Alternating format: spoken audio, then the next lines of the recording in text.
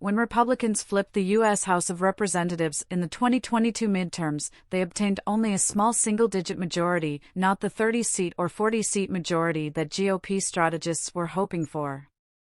Far-right pundits at Fox News and Fox Business were predicting that 2022 would bring about a massive red wave like the 1994 and 2010 midterms. Instead, Democrats slightly expanded their narrow effective majority in the U.S. Senate, won gubernatorial races in key swing states, including Pennsylvania, Michigan, Wisconsin, and Arizona, and lost the House by a much smaller margin than expected.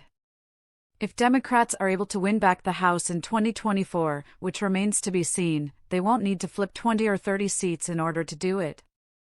Journalist Andrew Solander, in an article published by Axios on April 4, describes the Democratic Congressional Campaign Committee's attack plan for the U.S. House in 2024, a plan that, according to Solander, involves targeting weak or vulnerable House Republicans in districts that former President Donald Trump won in 2020. A DCCC list outlining this attack plan, Solander reports, includes 31 GOP-held seats and 2 being vacated by Representatives Katie Porter, Democrat California, and Alyssa Slotkin, Democrat Michigan. Porter and Slotkin are both running for the U.S. Senate in states where Democratic senators are retiring, Senator Dianne Feinstein in California and Senator Debbie Stabenow in Michigan. Democratic strategists, in fact, breathed a sign of relief when Slotkin announced her Senate run, as she has been a tough campaigner in a highly competitive swing state that went to Trump in 2016 and President Joe Biden in 2020. Solander explains, on top of the seats targeted by House Majority PAC, most of which were won by President Biden in 2020, the DCCC's list includes additional targets in states where Republicans did abnormally well in 2022, such as Florida and California. Among the targets are Representatives Lauren Boebert, Republican Colorado, Anna Paulina Luna, Republican Florida, and Scott Perry, Republican Pennsylvania, the chair of the right-wing Freedom Caucus.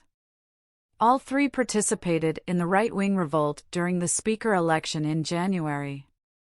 The reporter adds, the list also includes Derek Van Orden, Republican Wisconsin, who was at the Capitol on January 6, and Representative Ryan Zinke, Republican Montana, who has faced residency and ethics questions. Many Democratic strategists believe that Republicans had an unfair advantage in the U.S. House in 2022 thanks to all the Republican gerrymandering that has taken place. But they are hoping that gerrymandering in Wisconsin will be slowed down if Liberal candidate Janet Protasiewicz defeats far-right MAGA Republican Dan Kelly in a Wisconsin Supreme Court election that will be held on Tuesday, April 4. Protasiewicz has vowed to fight partisan gerrymandering in both U.S. House districts and Wisconsin state legislature districts if elected.